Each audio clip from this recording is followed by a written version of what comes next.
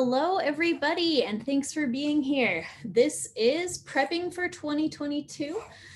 Pluto Return, Uranus Return, Shmita, oh my. I'm Ali Duzette. I run AliDuzetteClasses.com and AliDuzette.com. I am a Christian and I am LDS. I mention it because we're going to talk about some Christian specific stuff late into this presentation. I work as a medical intuitive / intuitive healer. I am an astrologer. My educational background is actually in soil chemistry and teaching English to speakers of other languages. So I studied a lot of science and a lot of linguistics, and now I use them a lot, but not in the way I ever expected. I have 5 kids. My tiniest is 3 months old and she's here with me tonight. So if you hear little baby sounds, that would be my baby. And I'm a super fun person, so hooray, I'm glad you're here. Today, we are going to be talking about America's Pluto return, the Uranus return of the Great Depression, the Saturn-Uranus opposition of 2008, and the square that's happening now, the 400-year anniversary of the Mayflower Compact, the Shmita year, and the possible ending of the half hour of silence. And so I know that probably sounded like word salad because every single one of those things is like such a niche thing, but we're going to talk about all of them. And by the end of tonight, I think you're going to have a pretty good grasp of the basics and what's going on. And as I was working on the presentation tonight, I was thinking, each of these things I could talk about for a long time. And so maybe I'll do more videos just on each individual thing, but tonight I just wanted to give you a window, kind of a sneak peek into the vast amount of stuff that's happening right now that's going to lead up into the early months of 2022. So this is the 2022 preview. We're 6 months out today from America's Pluto return, and that's why I wanted to host this today. So get your pen and paper to take some notes, get some water to keep yourself hydrated. I do plan to put this recording on YouTube, and I'll put it also in AliDuzetteClasses.com with the slides, so you can download the slides. And if anybody wants that should hopefully be really helpful. And I'll put the audio there as well if you want to download the audio and just listen to this in your car or whatever is more convenient for you. So AliDuzetteClasses.com, I'll be uploading this hopefully later tonight, although I expect it will be a long video, so it'll be up in the next little while. So before we begin, I wanted to be really clear about what astrology is and what it isn't. It is not about fortune telling. It's about analyzing patterns and using agency to choose. The stars do not control us. We control ourselves, and we choose how to use the energy that the stars kind of mirror to us. You can kind of think as the stars as like a mirror of what's going on down here. They're not forcing anything to happen, but as things happen here, we can see it in the stars, if that makes sense. So we're going to discuss all of these energies in play right now that are going on in preparation for 2022, and then how we can start using them for good and from a space of peace and man, the word coming into my mind is excitement, but we're gonna go into this with a good attitude, and we're not gonna be like weird and scared. Okay, great. Okay, understanding the clocks. Everything in the universe runs on a clock. At certain times of day, it's time for different things, and so we can see that in a day, like we live in a day. When it's 8 a.m., it's time for breakfast. And at noon, you might have lunch. And when it gets to be evening, you'll probably have dinner.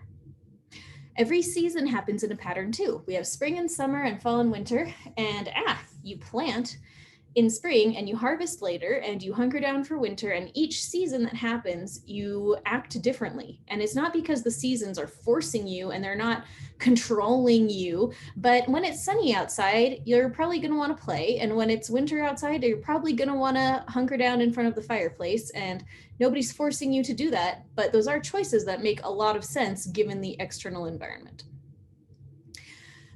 Weather happens in general cycles. So when it's sunny outside, often it's summer, and when it's summer, it's often sunny.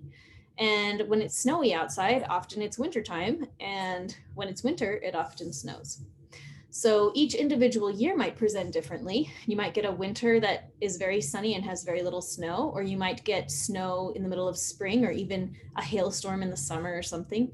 But in general, we have these different patterns that we can learn from and use profitably, even though each individual scenario is a little different. Understanding these cycles of nature is not wrong, obviously, and they don't control us. It's just a way of making sense of the world.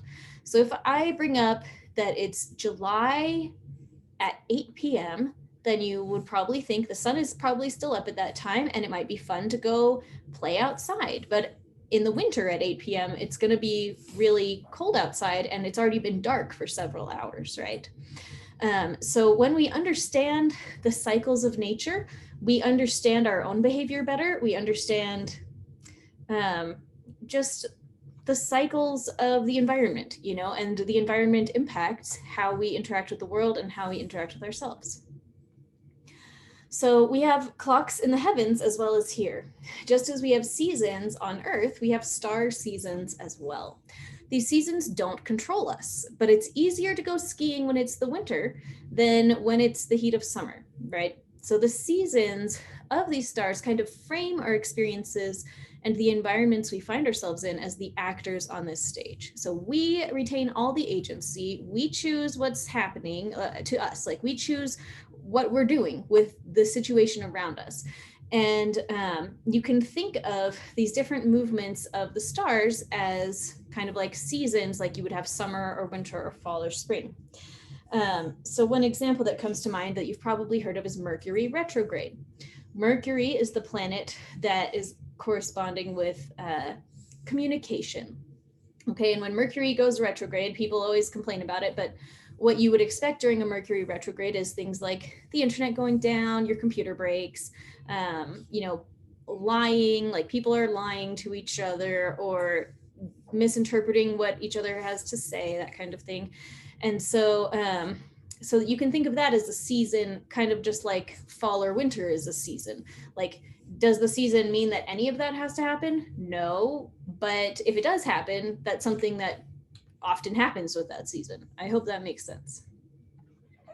I want to invite you also to write down any questions that you have. Write them down as we go through, and then I'll answer them at the end, and we'll have a big Q&A at the end, which will also be recorded. Okay, so here on the screen, you see heavenly clocks and natural clocks. So hopefully you've seen the one on the right a bunch of times. It's a normal clock with 12 numbers on it. And as the minute hand and the hour hand go around the clock, certain things happen pretty regularly. When it gets to be noon, often the sun is at the highest point that it's going to be at in the day, and you're going to have some lunch. And when it gets to be maybe 9 or 10 p.m., that's when you're going to go to sleep, and maybe you'll wake up at 5 or 6 or 7 a.m. or whenever you wake up. And as the hands go around the clock, every time it hits a certain number in the 24-hour period, there's going to be often similarities over time, right? I know for my family, we eat every single night at 5:30 p.m. and that is it. And we pretty much don't deviate from that at all. When it's 5:30, it's time to eat. And many people have schedules like that in their lives where, the clock gets to this point and it's time for whatever you're doing. So on the left-hand side, I have a picture of America's birthday chart, America's star chart.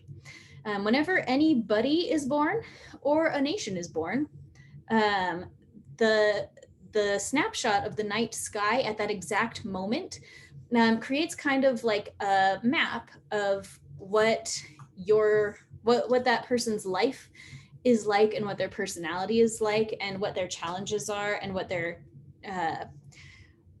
their missions are. And you can basically tell a whole lot about somebody from their chart. And we're not going to talk about all of that today, although I have like an astrology class and like all sorts of stuff like that. But the point that you need to know right now is that these charts are also like clocks. And as the days go by, right? The sun is circling the earth, right? And transiting the sky, and so are all the other planets. They're all moving all the time. So this is a snapshot of July 4th, 1776 at 5:10 p.m. in Philadelphia. Like if you stood in the middle of Philadelphia and looked up and took a picture of the night sky, this is a kind of a graph of it. And but the stars kept moving. And at 5:11 p.m., the night sky was a little bit different. And at 6 p.m., it was a little bit different. And at 7 p.m., it was a little bit different. And it's because all of these planets keep moving. Oh, that's my baby snorting. So as the planets keep moving, it's kind of like having the second hand or the hour hand moving around on a clock. And so when Mercury is a fast moving planet, it's the closest to the sun. And so a Mercury cycle is going to be just a couple of months long. And then Mercury is going to go back to where it was originally. One moment with this silly baby. And so a Venus cycle is also close to the sun, and so the Venus cycle is only about 18 months, and a Mars cycle is further away than Venus, but still kind of close to the sun. So Mars has another return cycle every 2 years or so. Sorry. Okay.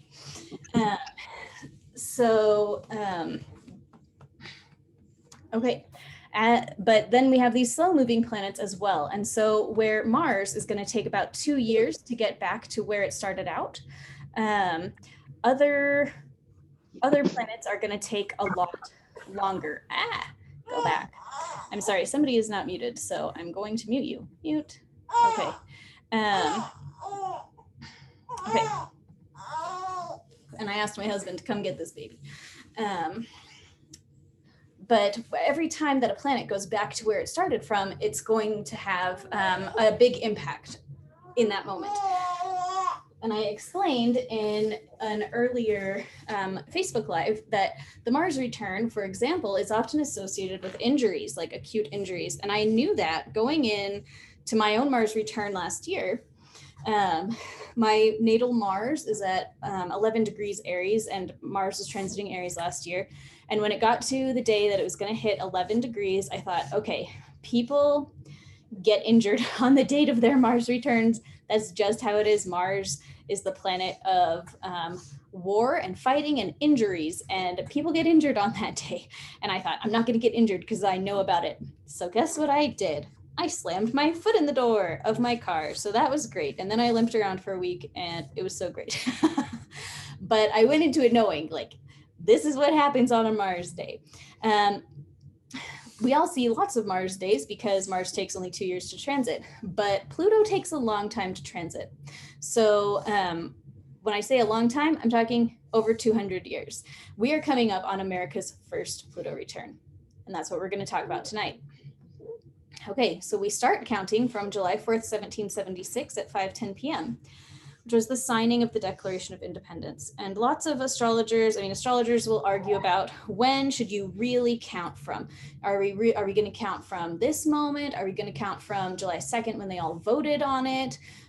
Or when, there's like probably 5 to 10 different tiny moments throughout July, the first week of July of 1776, where people were doing important stuff relating to the Declaration of Independence.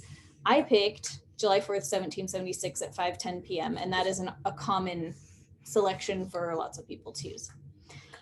Pluto runs on a 244-year cycle, approximately. It is not exact because of how we count time and how the planets orbit and irregularities in the orbit.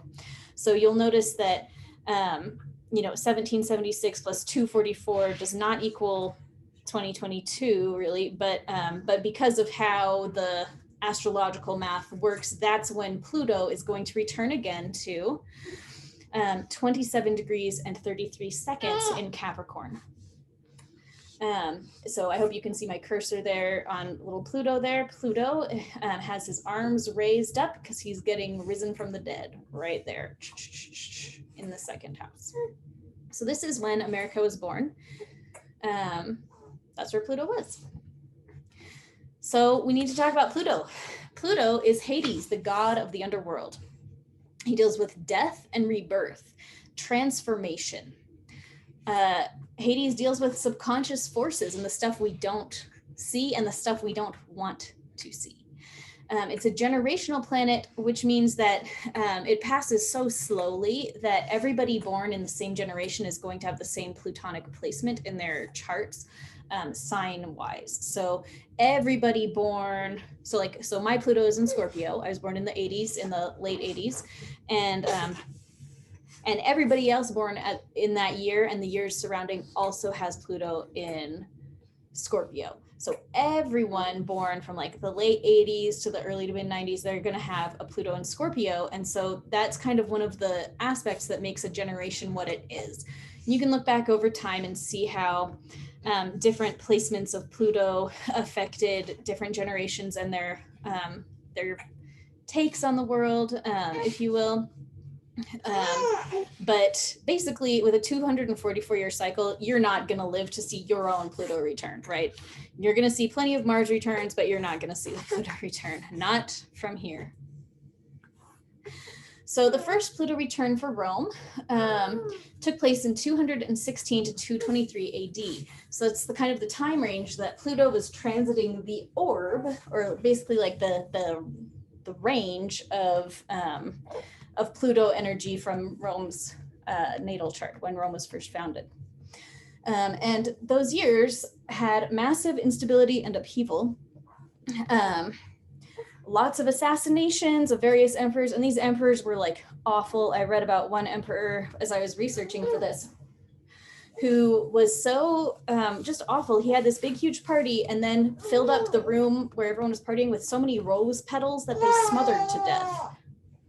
So like, these are weird people. And then he was killed later, which kind of makes sense. And so anyways, this period led to Emperor Severus, who was the final one of this Pluto return. And then 12 years after his reign, Severus ruled for 12 years, and then we had the crisis of the 3rd century, also known as military anarchy or the Imperial Crisis. So where the Roman Empire nearly collapsed. I mean, here's a whole Wikipedia page about it. One moment, I'm going to drop off my baby.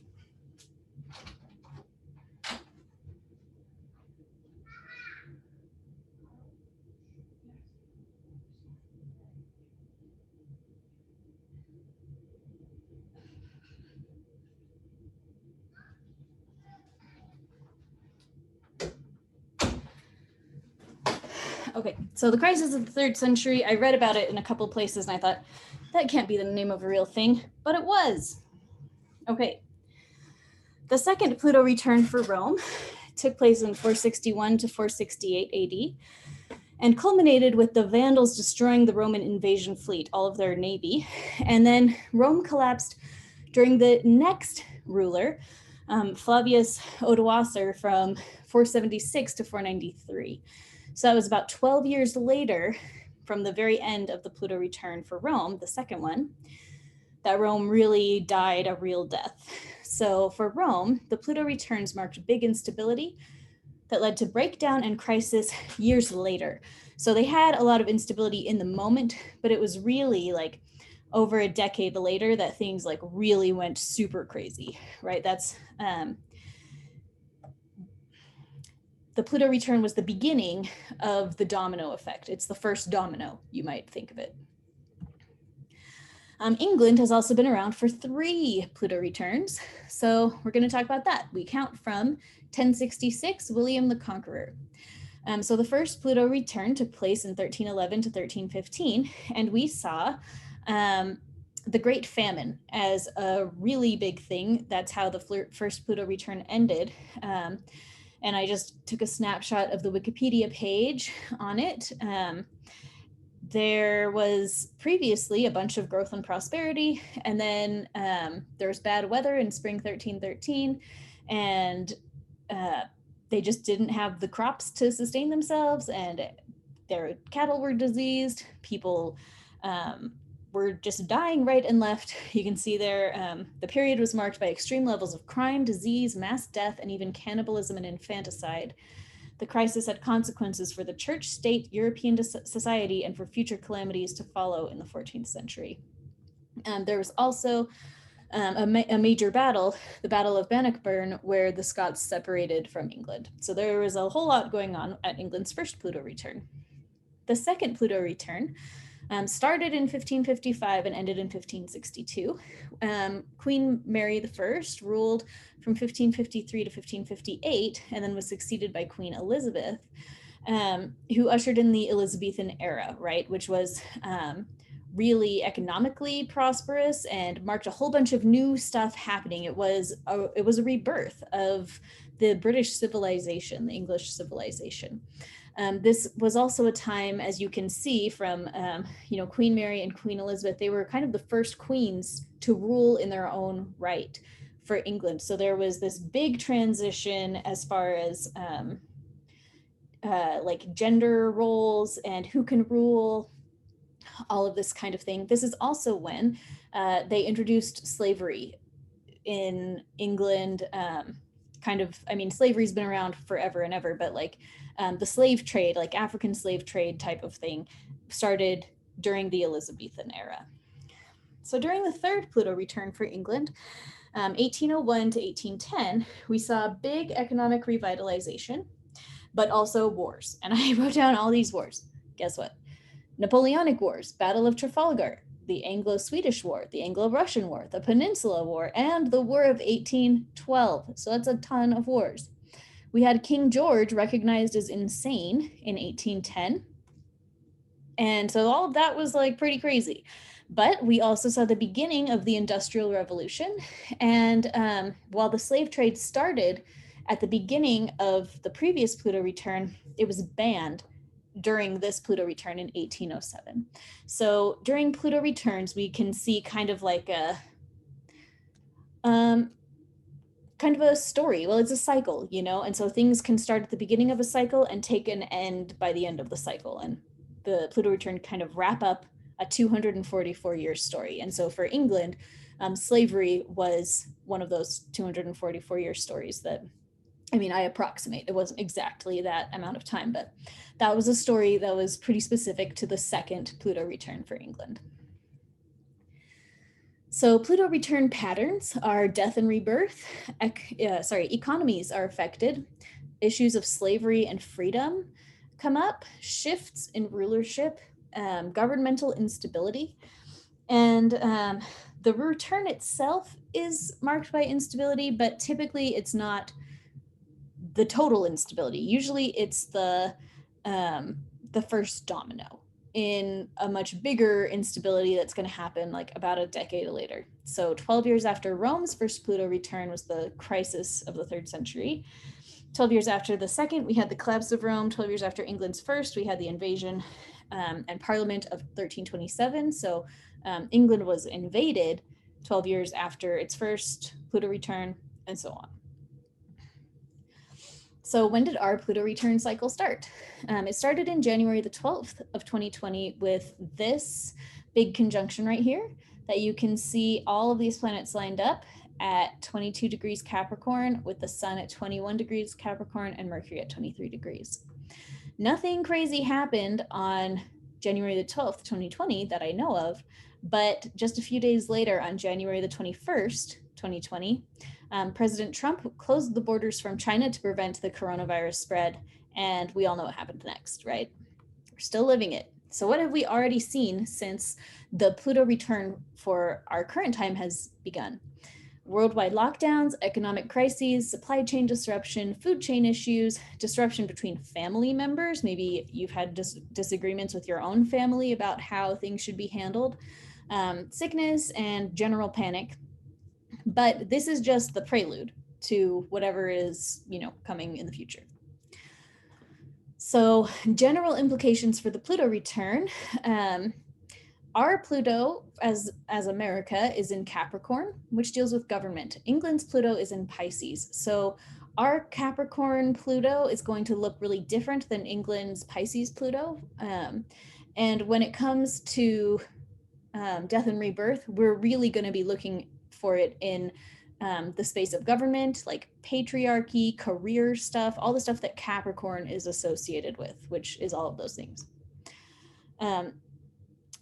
Economically speaking, Pluto had its half return in the 1930s, which means that since Pluto is in Capricorn in America's chart, when Pluto transited Cancer, which is opposite Capricorn, in the 1930s, that's kind of like a hint as to what would come at a full return. When it was halfway there, that's a hint. So halfway around its transit, we had the Great Depression, okay? Other implications: social unrest, general societal upheaval, military conflicts and terrorism, and death and rebirth, illness, pandemic. Okay, part 2, we're going to talk about the nodal path. Our current path is from Sagittarius to Gemini. Every 18 months, we get a new nodal path, which is calculated based on the movement of the moon. And so as the moon moves around the Earth, and the Earth is moving, and everything in the universe is moving, the nodes are mathematical points that just deal with lunar eclipses. And the point is that the path, it looks like a straight line across the chart, shows you how everyone in the whole world is dealing with particular key themes. So we're all dealing with the same themes at the same time when it comes to a nodal path. Biologically speaking, the movement of the lunar nodes actually affects the tides. So this is like an actual thing, like we're working with it astrologically, but it also has like actual biological and scientific significance. Our recent lunar nodes are as shown on the screen. From November 2018 to May 2020, we had Capricorn to Cancer, which gives the whole world the flavor of shifting from patriarchy to matriarchy, from work to home, and from your coworkers to your tribe. So, and we saw that with that time period. In my church, we went from spending 3 hours a week at church to kind of home church during that time, where basically moms are supposed to teach church stuff to their kids more than going to church and having the teacher teach it. And of course, at May 5th, 2020, we saw people actually leaving work to come home and work from home on a massive scale. And then tribal thought, people starting to divide us and them. Well, I think this is what's going on. Well, I think this is what's going on. So we saw how that kind of played out in 2020 and right around that time. We're currently going through Sagittarius to Gemini. Sagittarius is the professor, and Gemini is the elementary school teacher. It's the conflict between science and personal observation. It's what are the scientists saying versus what are your own eyes saying? And that's the big conflict that we have seen since May 5th, 2020 to January 18th of 2022, which is when we are having our next shift. We get to all deal with this question of, do we trust the science? Do we trust our own personal observations? And one example that I thought of with that was the issue of, sorry, I know it's controversial, but masks. On the package of basically all the masks you can buy, it says these masks do not stop viral infection. Are you going to buy the mask anyway, or use your personal observation and say, oh, these don't work, And so we get this big conflict, and we can see this conflict play out massively. Like, however you feel about masks, like this has been a big source of conflict, and it's a Sagittarius Gemini conflict, and it's been playing out over all sorts of issues relating to health and disease and safety for people this year. And I hope you can see for yourself how really significant that nodal path has been, as we all as a planet move from trusting the experts to trusting our own eyes. And then we have Scorpio to Taurus, which is transformation versus stability, and the subconscious versus the material world. And that shift is taking place on January 18th of 2022. Okay, I just told you all of this, but this is a slide about it. May 2020, we were all called home. We're currently dealing with science and experts versus our own eyes. And then what's coming up in January 2022 is less than a month away from the Pluto return. We're looking at a movement from what we're currently going through as a planet to the subconscious mind taking material shape. That is what we're looking at for 2022. What are the skeletons in the closet that are going to come to light and take material form? And I wrote zombie apocalypse because that's what it reminded me of. We get the metaphorical zombie apocalypse as all of the skeletons in the closet on a personal level and a global level start coming to light and taking shape.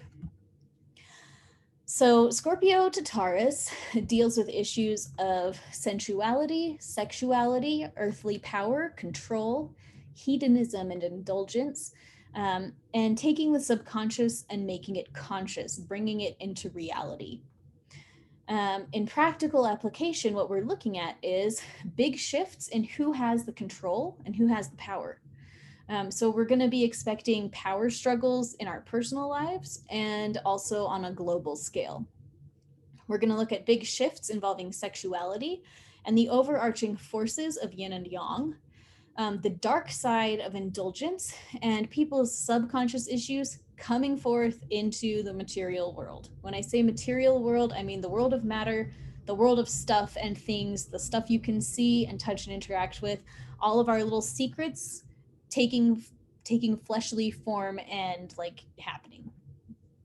So power struggles, an example of this, the last time we had this nodal path was in 2002, where we had the invasion of Iraq and massive instability in the Middle East. This is a little section from timelineastrology.com, which deals with Indian astrology. I deal with Western astrology, and I work from a tropical Placidus chart in case you are an astrology interested person. So these are some examples of ways that the last time this played out. Guantanamo Bay was established, terrorist activity, hidden activity, and this need to gain security and stability by any means necessary. So things get way more unstable, and so it drives us in the opposite direction. How do I get stability by any means necessary? Issues of sexuality and yin and yang. So one thing that I think is worth remembering is that in 2008, President Obama ran on a campaign against gay marriage, if you can believe it. Like that, and so did Hillary Clinton. I mean, that was not that long ago. And so you can see how as it just even in the past decade, there have been major strides as far as gender stuff, sexuality stuff, orientation stuff. And so, you know, cool. But the masculine and feminine polarity in itself is kind of like the foundation of the whole universe, like leaving aside all of those other issues. That core polarity is kind of like the source of all life, because, I don't know, that's how life continues. It needs sexual reproduction, which takes one of each, basically. So C.S. Lewis wrote in an essay called Priestesses in the Church, we are dealing with male and female not merely as facts of nature, but as the live and awful shadows of realities utterly beyond our control and largely beyond our direct knowledge. Or rather, we are not dealing with them, but as we shall soon learn if we meddle, they are dealing with us. So as we've seen in the recent years, there's a lot of blurring of the polarity and people just kind of like not really caring about it that much. And so I'm not going to dig into it super tons here, but I do think that this will have massive repercussions at some point. And this is an issue that is really tied to Pluto. Even, I mean, issues that could just be as simple as, you know, a lower birth rate that impacts, you know, how many people are in each country. The number of people that ascribe to your civilization really matters when there's an inter-civilizational conflict, right? So we'll have to just see for ourselves how it plays out and, you know, what comes up with it. The dark side of indulgence. Here with this nodal path, we see the struggle between indulgence and self-control. In the microwave age, what would happen if everyone who has been indulging in delicious food and cheap clothes and washing machines and water at the tap, what if that's taken away?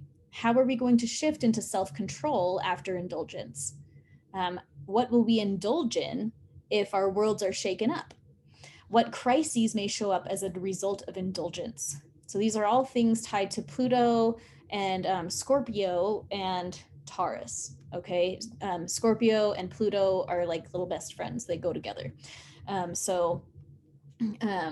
both Scorpio and Taurus can be really linked to addiction. So we may be dealing with issues of being addicted or having to give up addictions, and how are we going to handle that? And finally, the subconscious into the material world. Scorpio to Taurus is a time where whatever is inside of us is invited to take material form. Everyone gets to see who we really are. We learn who we really are. Everything hidden is coming to light and taking material form. So what is inside our national government? What's inside the national bank? What's inside our educational system? And who are you? What is inside of you? These are all questions that we're going to get to ask and kind of see for ourselves as this nodal shift is taking place. So the recap is we're shifting from a preoccupation on science versus your own eyes to a global preoccupation with power struggles, sexuality struggles, and hidden agendas taking shape. With Scorpio flowing into stable fixed Taurus, you might think we would be transforming the darkness into stability, but we're going to talk about the Uranus return because Uranus is in Taurus and Uranus shakes everything up. Taurus is a fixed earth sign, the most stable of all the stable signs. But right now, the planet Uranus is transiting Taurus, and it has been since May 2018. Uranus shakes everything up. It is the planet of earthquakes and the unexpected. Uranus going through Taurus is going to shake everyone up, and the process has already started. Everything that you thought was stable in your life is going through Uranian upheaval for about 6 more years.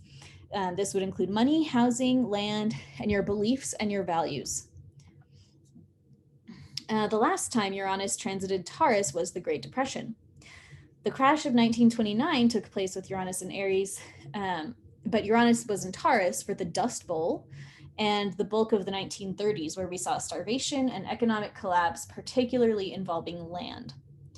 And down here is the thing about using the nodal cycles to predict economic stuff. Anyway, okay.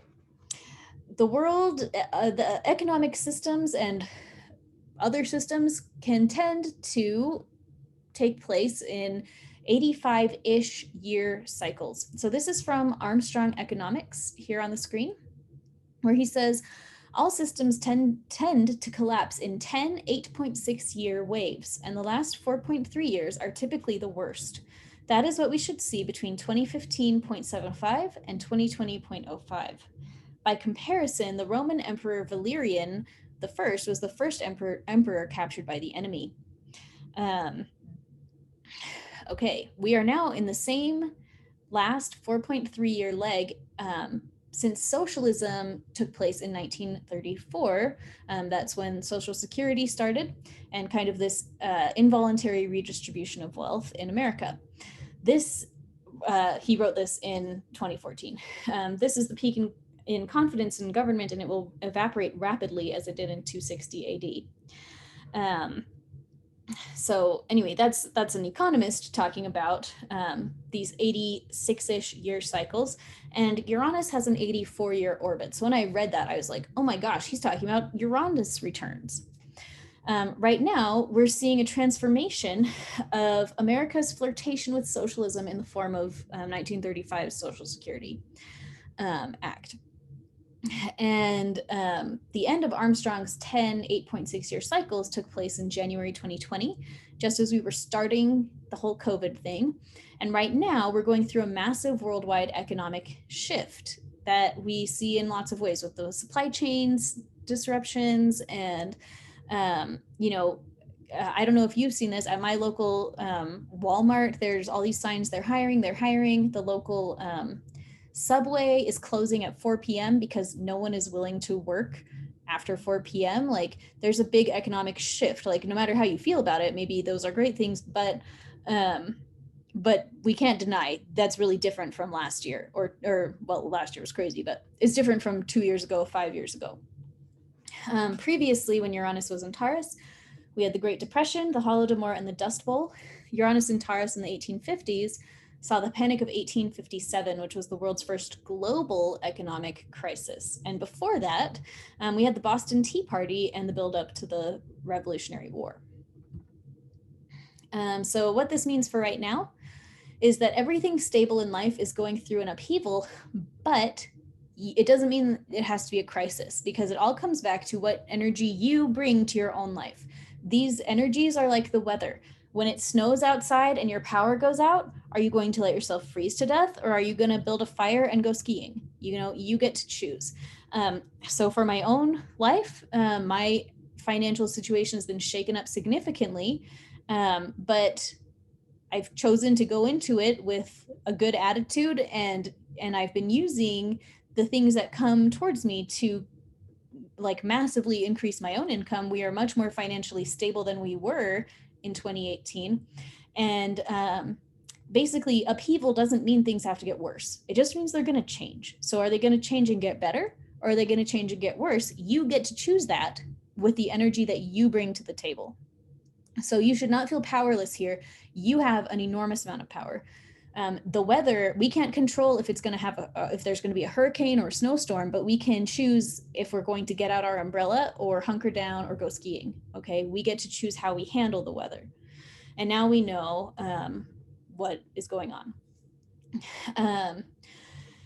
Uranus and Saturn are doing a bunch of stuff right now. Uranus is square Saturn right now, which indicates cracks in the foundation of society.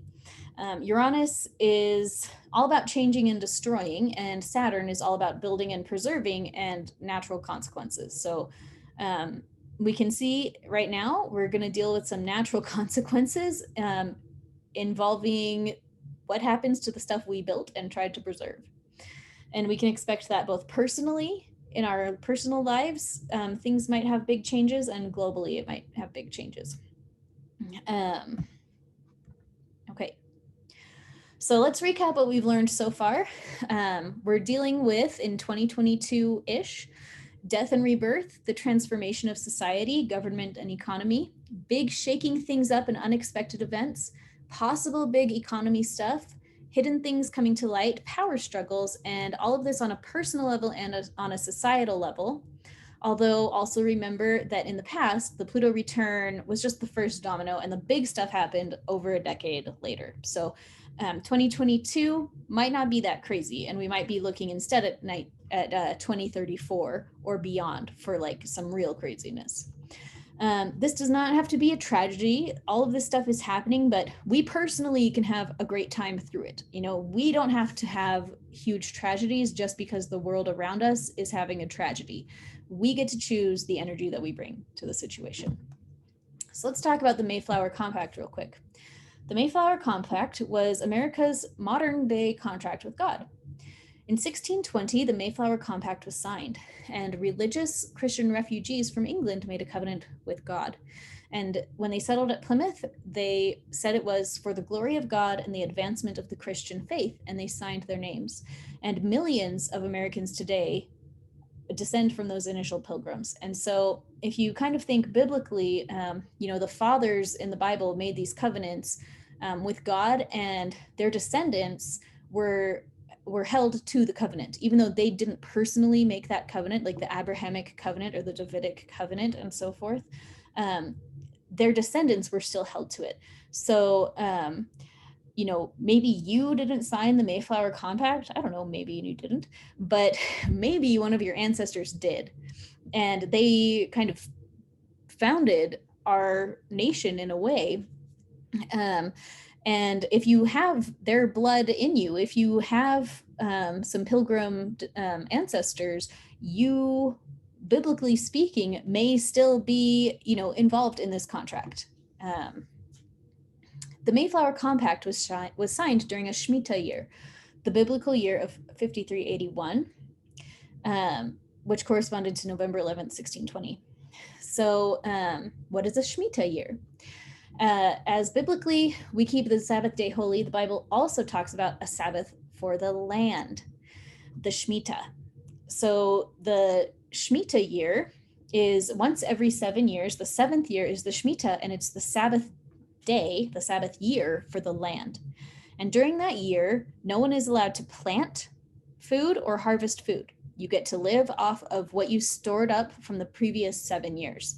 And all outstanding debts are forgiven, which sounds really great if you are the one that's in debt, right? I'm bankrupt, but now I'm set free. Like, now I don't owe anybody anything. On the other hand, if you're the one that's been lending stuff out to people, you're never seeing that stuff again. And either way, if you're the one that was just set free and now you don't have to worry about your debts, or if you're the one that was set free and now you'll never see what anybody owes you, you better have your food storage lined up. So when is the next Shmita? The 400 years from the signing of the Mayflower Compact is 2020 in our calendars, in our Western calendars, but according to the Hebrew calendar, it's this year because this Shmita year begins on September 6th in the night / September 7th in the day of 2021. So according to the Hebrew calendar, the 400th anniversary of the Mayflower Compact is on October 21st, 2021. 400 years is significant in the Bible for, a bunch of reasons. But one of the big ones is that 400 years was the time elapsed between God's pledge to Abraham in the form of Isaac and the freeing of the Hebrew slaves from Egypt. In the book of Isaiah, according to some scholars, Egypt is analogous to the United States. So when the Hebrew slaves were set free, they left Egypt behind. And they got freedom, but they also had to give up a lot of comforts of modern Egyptian life. Slavery was not great, but they did have free food and free clothes and free shelter. And then suddenly they were on their own. And that's a big shift. After every 7 Shmita years, there is a Jubilee on the 8th Shmita. This is the 8th Shmita since the founding of America. This is a website I found about America's Jubilee, and it says, hence, as America enters its 8th Jubilee, it is a sign of the coming economic and social reset, a leveling of the social and economic playing field. The very same verse, written on the Liberty Bell in Philadelphia, Pennsylvania, is the same verse declared on the Jubilee that says, and you shall hallow the 50th year and proclaim liberty throughout all the land unto all the inhabitants thereof. Leviticus 25:10. So that's really interesting. It's really interesting. It's written on the literal Liberty Bell in Philadelphia to pay attention to the Jubilee, right? Liberty throughout all the land can sound really exciting, but when we step into liberty, that can mean a destruction of all the stuff that was keeping us, quote unquote, enslaved. And for a lot of us, that might not be very fun. For example, our Netflix addictions are kind of a fun way to be enslaved to the, Hollywood, corporations and whatever. Being set free from that is great in a way, but maybe you might miss watching your favorite show, that kind of thing. This is also the 10th Shemitah since the founding of Israel as a nation. If we choose to keep the land's Sabbath, then we get blessed. And if we don't, too bad for us, because God will smite us with a curse and force us to honor the land's Sabbath anyway. Basically, everybody gets to honor the land's Sabbath, and we get to choose how we personally experience that. So as examples of some previous Shemitah years, 2001 2000 to 2001 in September was a Shemitah year, and it culminated with 9/11. September 2007 to September 2008 culminated, that was the Shemitah year, and it culminated with the big economic crash in 2008. And so those are two examples of recent Shemitahs. And so anyways, we're starting our next Shemitah right now, and it is the Jubilee Shemitah since the founding of America, written on the Liberty Bell. So a thought question is, how do we keep the land Sabbath in the modern age? And the heads up is, I don't know how you do it, but I invite all of us to pray about how we should each individually do it, because we all live crazy lives. We live different lives, and I don't know how God wants us all to keep the land Sabbath in the modern age, but we can just ask and write down the answers we get. And I think that we should do that. Okay, we're coming up on 1 hour. So I'll try and go through this as quickly as I can. And we're almost done. This is the last thing I was going to talk about. We're going to talk about the seventh seal for just a minute. This comes from Revelation 8:1. When he had opened the seventh seal, there was silence in heaven about the space of half an hour. April 6th, 2000 had a remarkable planetary conjunction, and I have a picture, of it on the side. It's well, you can see for yourself what kind of picture it is. But we saw the moon, Saturn, Mars, and Jupiter all visible together in the night sky, with Mercury and Venus grouping together in the morning sky and visible. John Pratt calls this the celebration of the planets for Christ's 2000th birthday. And I'll just say, John Pratt, I have a lot of respect for him. I think he kind of has had some, shall we say, faith shifts lately. So I don't know that I personally endorse everything that he says. I don't follow him. I don't really know what he's up to, but I have appreciated some of his scholarship on this kind of stuff. So take him with a grain of salt, and take me with a grain of salt, because I'm not perfect either. Okay. The seven seals. This is my understanding of the seventh seals. I can be wrong. So you just take it with a grain of salt and you pray about it yourself and study it for yourself. So the seven seals, in my understanding, each open at the beginning of each of the 1,000-year periods. So year 0 would start the first seal with Adam and Eve. And then year 1000 would open the second seal. Year 2000 would open the third seal. Sorry, these are like BC, so that would be Gaul. Well, anyways, Jesus came at the meridian of time, which apparently couldn't be at 3.5 out of 7. It had to be at 4, which opened the fifth seal. I hope this is making sense. I should have designed this slide so differently. Sorry, guys. But according to that understanding, the sixth seal would have been opened in the year 1000 AD, and then the seventh seal, some people claim, was opened on April 6th, 2000 with the dedication of the Palmyra Temple. And I wrote, well, it was worldwide broadcast. That's wrong, guys. It's wrong. It wasn't broadcast worldwide. It was broadcast in multiple nations, but not worldwide. But on April 6th of 2000, during that big conjunction stuff in the sky, all members ages 8 and up were invited to go to this dedication digitally, and they literally said the Hosanna shout which is the translation of Revelation 10. So Revelation 7 verse 10. So Revelation 7 verses 9 and 10 says, "After this I beheld, and lo, a great multitude which no man could number, of all nations and kindreds and people and tongues, stood before the throne and before the Lamb, clothed with white robes and palms in their hands, and cried with a loud voice, saying, Salvation to our God, which sitteth upon the throne, and unto the Lamb." So just to be clear, this is not doctrine.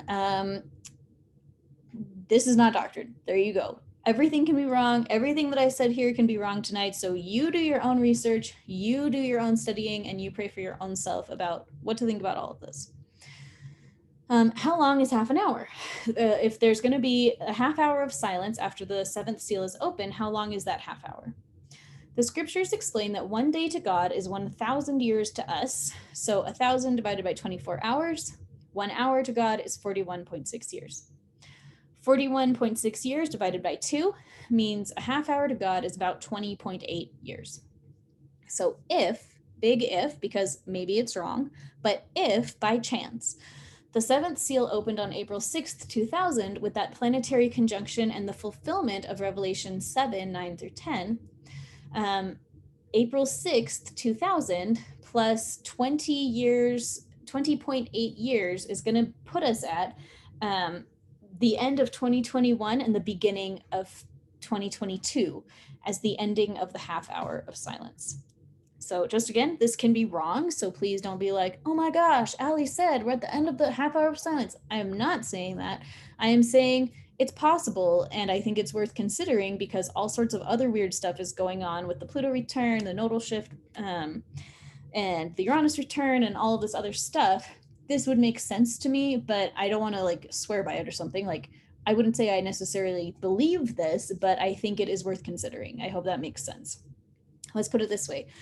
I'm not going to rule it out. I wouldn't say I necessarily believe in Bigfoot, but I don't rule him out. So anyways, I'm not ruling this out. This is from John Pratt. He basically just says, it's possible that some of the dates are wrong. It's possible that, in God's calendar timing, there could be a little season added between the fourth and fifth seal. It's possible that all of our numbers are wrong. So who knows? So this can be wrong. Please don't, take this as gospel truth unless your own soul is telling you this is true, this is true. This is just information to use when considering your own personal insights and your own personal revelation. What happens after the seventh seal opens, you can read the book of Revelation about that, but basically a bunch of awful stuff. Let's see, trees burned up, grass burned up, ships destroyed,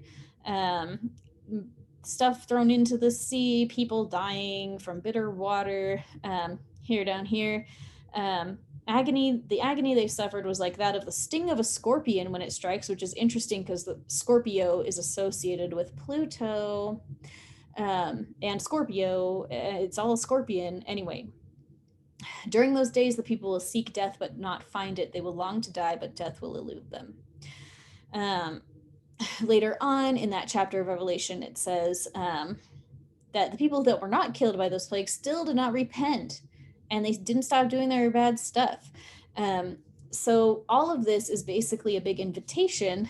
Do we repent or not? And repentance just means to change your ways. It just means change how you live your life. So to go back to our Netflix thing, we're set free from Netflix. Yay, kind of, but I really miss my show. Are we going to repent and change our ways and change our hearts so that we, don't want the metaphorical show anymore? Or are we going to, channel the emotional turmoil in other ways and so on?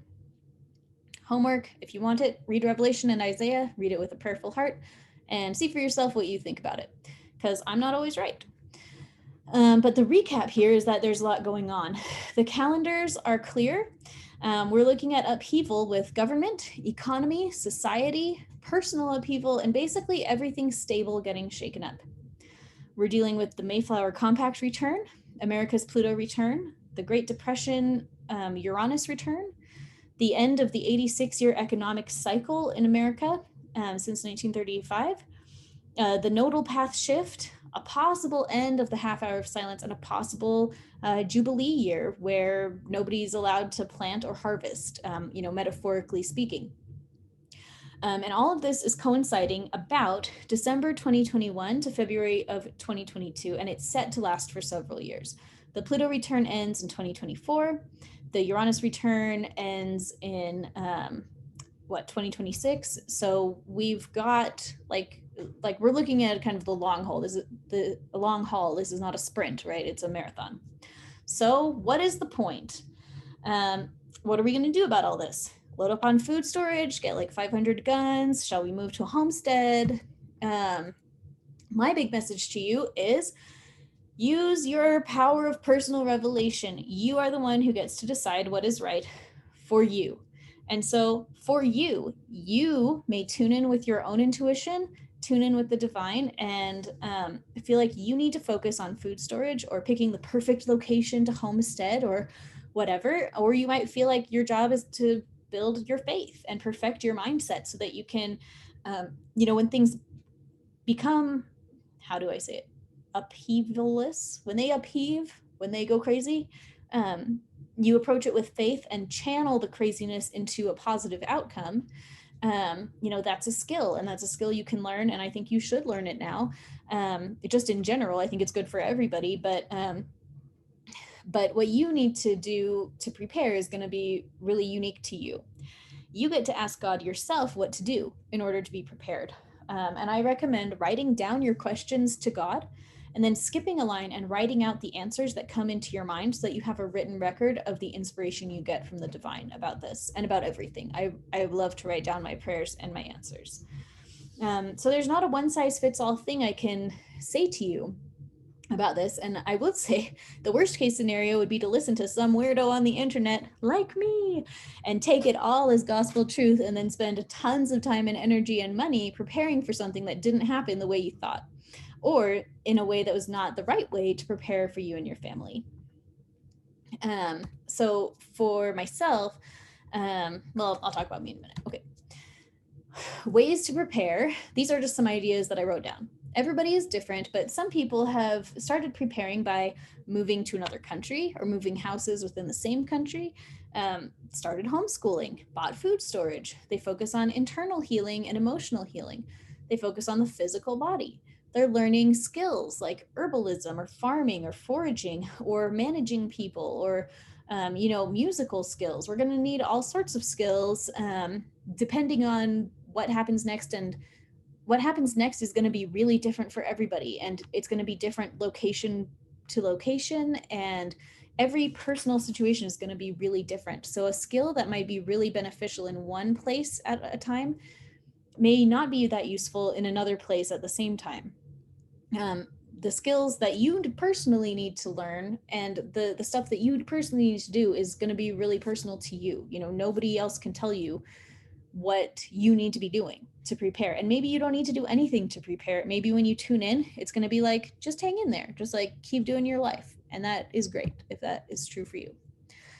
For me personally, these are my priorities right now as I've been praying about this. Physical fitness, I wrote in caps because this is the one that I feel like God just whacks me over the head with every day. So I've been doing daily exercise and pretty strict time restricted eating. So I limit my caloric intake to a maximum of 12 hours a day, but usually a maximum of about 9 hours a day, to give my body the time off in between eating to kind of reset. And I feel like this is a really important practice for my personal body right now, but for myself, I feel like I need to get my body in order. I just had a baby 3 months ago. It's time to get my body in order. I'm focusing on my children, building a strong family relationship so that, no matter what happens, our relationships are going to be good and we can trust each other and work together and cooperate. I'm not moving. I don't live in what I would consider a really great place to be at a time of upheaval. But when I pray about leaving, because I would desperately love a new house, but I just keep feeling like stay here. And then I do my own work helping other people's heal, and I educate people like this, and I do not spend my time freaking out and being a weirdo. I'm happy and basically living a normal life, just with extra exercise and doing slideshows like this, So I am doing some things, but I'm not going totally crazy. Okay. So what is the divine telling you when you ask how to prepare? You can go ahead and write down whatever comes into your mind right now, because you don't want to forget it. Remember that you can always ask for help preparing, and about anything. Being prepared for the future doesn't mean that everything in your life is going to fall apart in the future. You can just learn good skills for the future, and that's always going to make your life better. This is all about the energy that you bring to the table. No matter what weather your personal life mission calls you to walk through, the energy you bring to it makes all the difference. So you can walk through massive upheaval that other people can't handle, and you can come out of it on top when you come into it with the right attitude. And that is an attitude of faith. So are we gonna go off the deep end and spend $1 million on food storage and spend all our time scared and freaking out?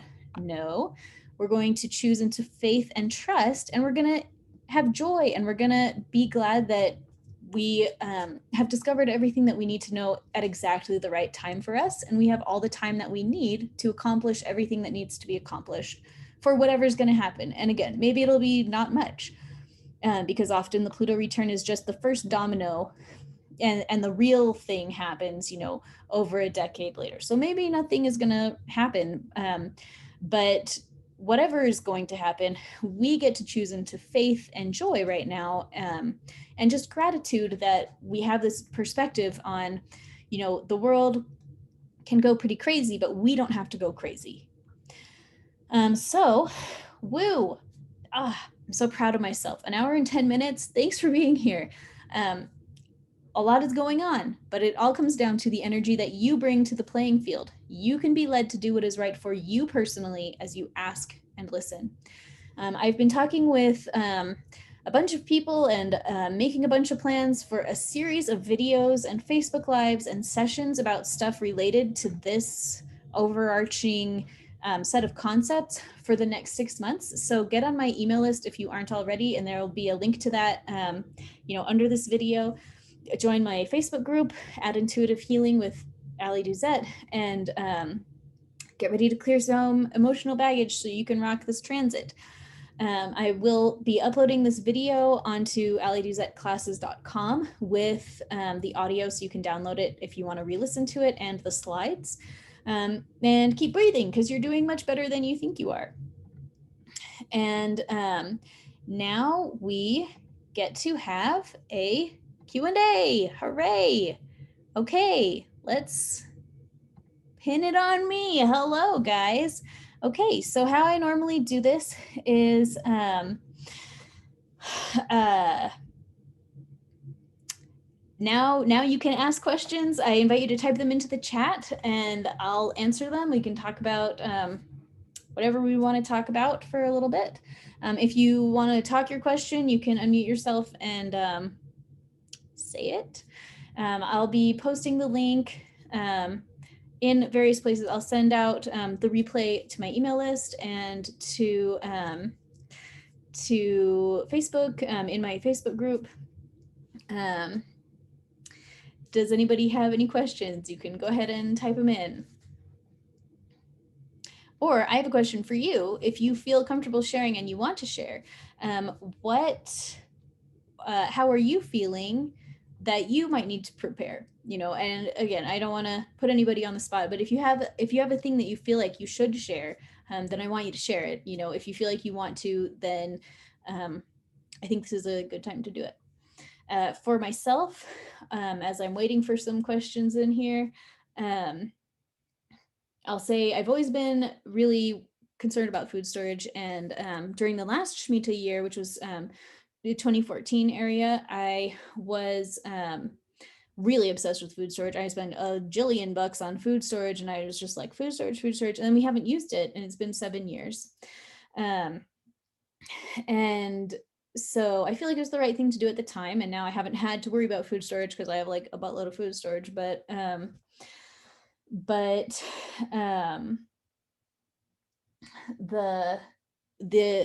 couple of, probably last year, I came down the stairs to my pantry and I was thinking like, okay, if we're going to be in lockdown, how much food do I need?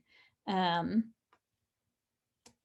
I just felt like God said, I can take away all this food in an instant. Like, don't worry about it. You don't have to worry about that right now. Like, the most important thing that you need to worry about is your own heart and your own, internal preparedness, not the food stuff. So I'm not going to say don't get food stuff. I think it's important to have food. I have food, but you just have to tune in with your own intuition and see what that means for you.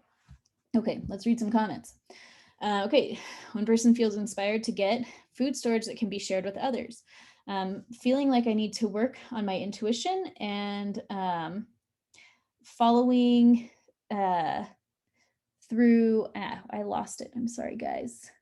Following my intuition better. Restocking food storage 3 months at a time.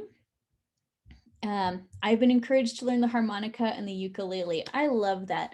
So when I was a little child, so ever since I was like very little, I felt very sure that I was going to live through the collapse of society. I mean, like before I was 12 years old, I have just felt like that since I was little. And I remember talking to my mom, so in despair. I was like, I have no skills. Why would anyone want to keep me around? And she said, oh, but you're a musician. You can make music. And I was like, oh, what a dumb skill. But now I think it actually is a really good skill. When you're in a place with no music, like we don't know how lucky we are to have music. And so I love that. Yes, learn that harmonica, learn that ukulele. That's really important, actually. Like those are important skills to bring people joy in a time of immense stress. Physical health, focus, more scripture reading, more time outdoors, more food storage. I felt like I will have a lot of people staying at my home soon, a bit overwhelming. Yeah, well, go ahead and ask how to prepare for it and here's a good thing. The more specific we are, the better our outcomes are. So what you can do is ask, like, how can I prepare for this in a way that doesn't stress me out? How can I prepare for this in a way that doesn't overwhelm me? You know, the more specific we get, the better outcome we're going to get with our prayers. My takeaway, we all need a skill to bring to the table. I love it. Oh, learning Chinese. I love that. Yes. And getting wilderness first responder training. Yes. Gospel study more deeply as a family, food storage for 6 months, not relying on the government for sustenance, learning to live an abundant life with no debt. Love it. I need to focus on my own physical and emotional health for sure. I need help managing the stress of all that's going on so I can stay peaceful, strong, and healthy. I've been feeling prompted to collect things to entertain small children. Reading that, I just feel like this huge burst of gratitude for your inspiration. Oh my gosh, entertaining small children is like such a big deal, I say, because I have a ton of small children. So yes, let's all do it. Just kidding, you don't have to do it, but I should go collect things to entertain small children. I'm being told to continue my study of how trauma affects us emotionally and physically and continue cleaning myself out emotionally. Loving my children, helping them feel safe, strengthening my marriage. If any of these things I'm reading resound with you, go write them down, right? My answer to almost everything lately is vegetables. I love it. Eat them more consistently, try to learn to grow them. Yes, that's the answer for me too. I'm like, what should I do, God? And it's like, vegetables, just like eat a million vegetables. Okay. Lots of genealogy and temple work, moved away from California and brought food storage or getting food storage for the entire family, helping adult children have a strong relationship with Christ, creating a space of safety. I love this. I feel we can create a space of safety for ourselves and others by asking for it. I agree with having daily music in our lives and daily time outdoors, meditation walks. Getting our own house that has more space. I need to quit worrying about what other people think and lift my business off the ground, helping people find healing. Yes. Preparing a talk on conversion and oh no, my scroller did something weird. Okay. I still have steps of conversion to show my faithfulness to Christ. Today I was thinking I need to learn to be an energy bender like from Avatar The Last Airbender. My favorite show. Yeah, let's all be energy benders, guys. Sounds good to me. I feel the physical health thing is important for me to focus on and trust that God will fix the financial issues in my life. Yeah, here's the thing. We're not doing this alone, right? God is there to pour down blessings on us and help us out with all of it, for sure. I've been feeling the same as you. I already have some food storage, but I feel like that is not something I need to worry about. I feel like Heavenly Father will provide those needs. I'm feeling like I need to be working on healing myself and strengthening my relationship with Heavenly Father. Art, painting, and drawing. Yeah. Temple work, vegetables, love it. More people learning Chinese. Whoa, learning lots of languages. Keeping a large house, even though we are basically empty nesters. Feeling the need to hello, some child. I'm going to mute you unless you have something to say. Let's see. Okay. Let's see who else. feeling the need for physical health, like being active and taking care of my body, strengthening my marriage, learning healing, reading and studying scriptures with myself and family, and doing like physical, like food storage preparation, breath work and meditation. One person saying, feeling like she's gonna actually leave her house in a particular month in the future, strengthening revelation and intuition. My mother cheated, guys, because she texted me her comment. So let's see what my mommy has to say. Hi, Mom. I love you. Okay, she said halfway through Pluto return would have been about 120 years from the founding, which was not in the 1930s. That is kind of, planetary cycles are irregular. So like, I mean, they don't have to be, but it does work out. As far as I understand, it is still accurate because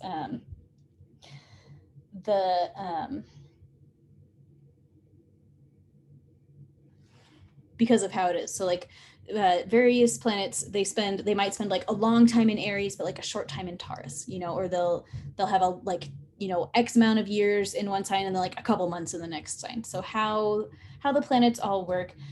When Pluto was in Cancer, it was in Cancer in the 1930s, and Cancer is across from Capricorn. So yeah, the math on the surface doesn't look like it adds up, but it like basically does add up.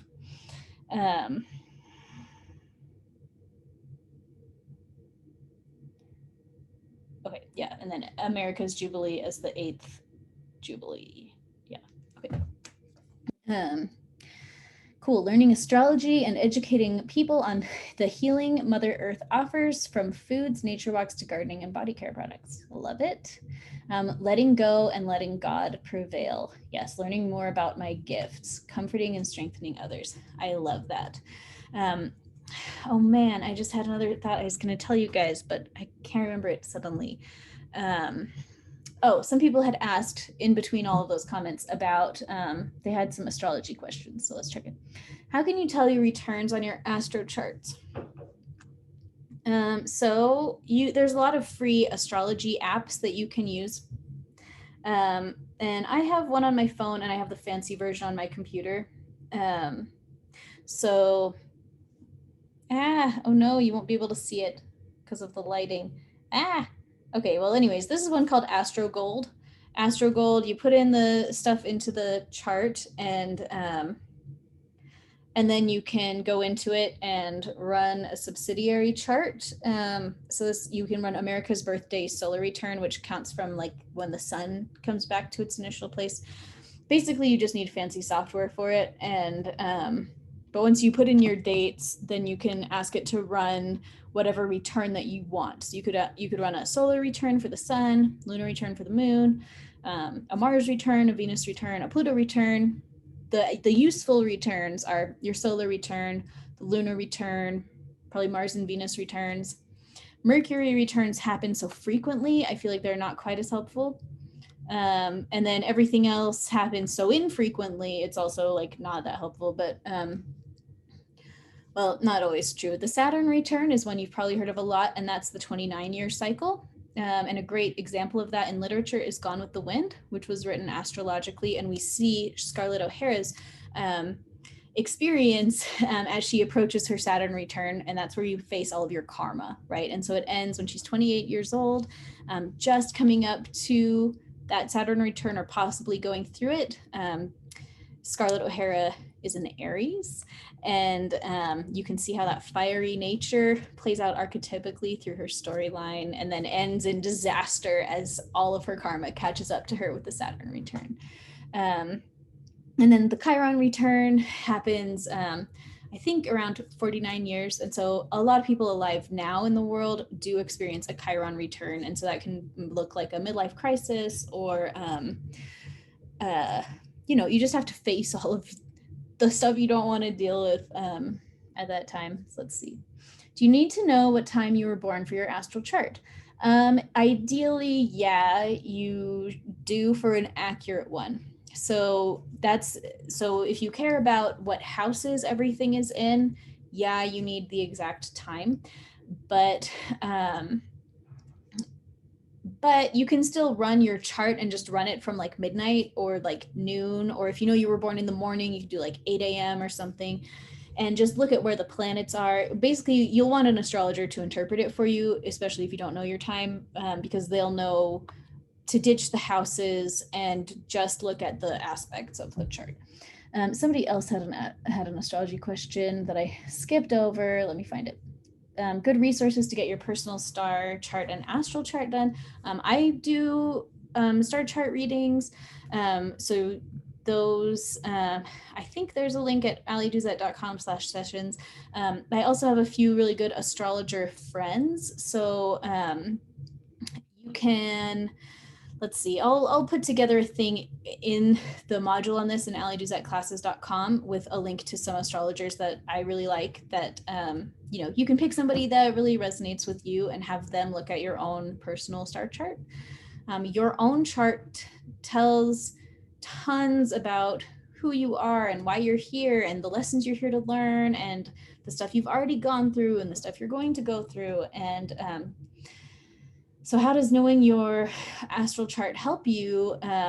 For me, it's made my life make a lot of sense, a lot more sense than it ever made before, I guess you could say. Let me see if I can share it with you. Select as chart 1. Sorry, guys. Okay, this is my Astro Gold software, and this is my personal star chart. So you can see right here, this is my sun in Virgo. I am a Virgo, and I have all this other crazy stuff going on in Virgo. I am like a Virgo heavy person. So one example of how this has helped me has been realizing over here in the 6th house, Saturn and Uranus are right at 25 degrees and 27 degrees Sagittarius, which straddles the galactic center. The center of our galaxy is at 26 degrees Sagittarius. So it kind of expands all of that energy right there. So that's a lot of energy in Sagittarius in the 6th house. So the recap of what that means, the 6th house is everyday life and routines, which is ruled by Virgo. So my little Virgo sun and all this junk I have going on in Virgo really wants every single day to be really routine. But I have this Uranus here, which shakes everything up. So I never have 2 days that look the same. Every day I have something random happen. And so I thought of doing this slideshow yesterday, last night, basically. And so today I was frantically putting it all together. But that's basically how my life works, is like I wake up one day and I'm like, today has to go like this. And it's this Uranus energy that is just shaken up every day. So even though I wish my days were routine, they're not routine, but that's okay. And as soon as I saw that on my chart, I thought, oh my gosh, like I have permission, like this is part of who I am. Who I am is going to wake up every day with Uranus and just be like, here's a new idea. And Sagittarius is the professor. And so, I have these new ideas of what to teach. And I'm going to be reading about science. And I spend so many hours. I don't lately, but there have been years where I spend 6 hours a day reading medical journals because that's like, I can't get enough, and that's just how I am. And that's okay. It's allowed. And so that's one way that for me, I felt like, oh, I have permission. Oh, here's another way. My sun down here has this little red line to the moon up here. I was born on the full moon. With analytical Virgo, who's very logical, that's the part of me that got a degree in soil chemistry, which Virgo is an earth sign. So like earth sciences is like the epitome of a Virgo sun, but then my moon is the emotional side, and I have it over here in psychic Pisces. And so I had my chart read by an astrologer when I was 19 years old, and he said, oh, you have the chart of a psychic healer, but your sun, your logical side, is in conflict with your intuitive side. And until you get them balanced, you're not going to be able to access that. So I read that. And here's the other thing. He read my slow moving planets and he said, oh, according to your slow moving planets, it looks like you might get married by the end of this year. This was 2008. And I was like, oh my gosh, this is BS. me a psychic healer. And excuse me, I'm dating Carl Duzet right now. There's no way I couldn't marry anybody else. There's no way I would marry him by the end of the year. Ha, joke's on me. We got married on December 31st of 2008. And this was correct, but I'd forgotten about it. And then years later, when my third eye opened, I was like, I remember somebody said that this was like my destiny, and I found this reading, and my life made sense. So anyways, that is one way that having your star chart done can help you. Scrolling down. Okay. Oh yeah, somebody relates to having Uranus in the 6th house. Maybe you have it there too. I plan all this stuff out and other things get shoved into my life that I feel I need to deal with first. Yeah, could be your 6th house is just full of random surprises every day. That's my life. Okay, do you have any ideas or examples of how keeping the land's Sabbath might look? So I was going to research this, but as I mentioned at the beginning, I kind of was finishing this presentation at 7 o'clock tonight, and we got started at 7:02. So I mean, how the land Sabbath has looked in previous times has been like economic devastation, where people that don't keep the Sabbath, so what it would look like in the olden times, yeah, they basically would not plant gardens. They would not, do these things. And that's why I'm going to say, like, you have to ask God how he wants you to handle the land Sabbath, because maybe he does want you to plant a garden. Maybe that's how you will honor the land Sabbath.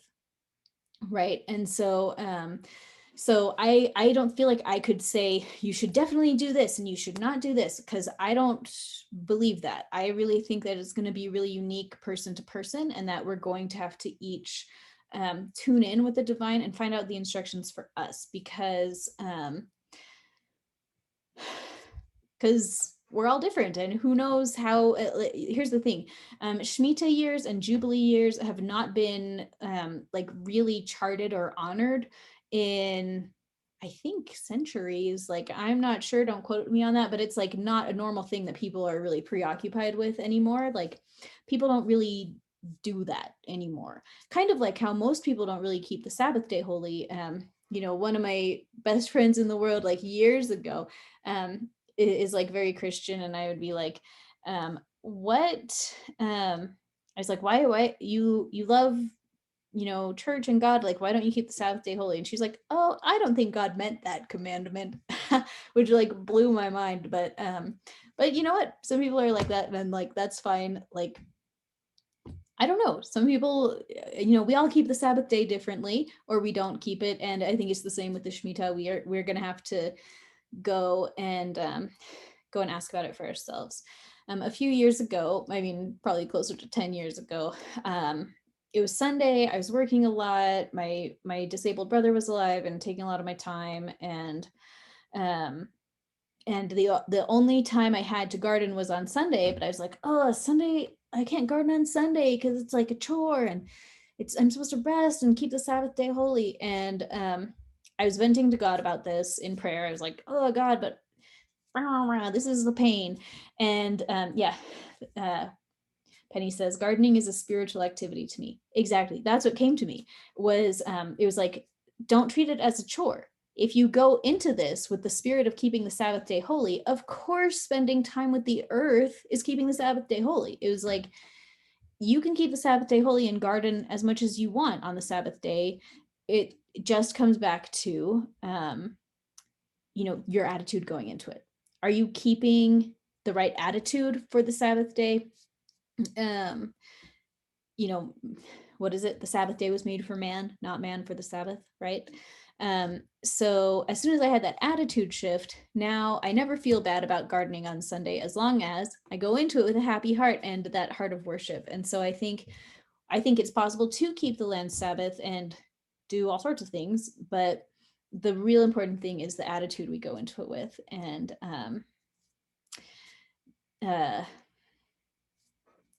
if we're using that time to connect with the divine, or if we're going into it like, I have to garden today, or attitude is everything and divine connection is everything.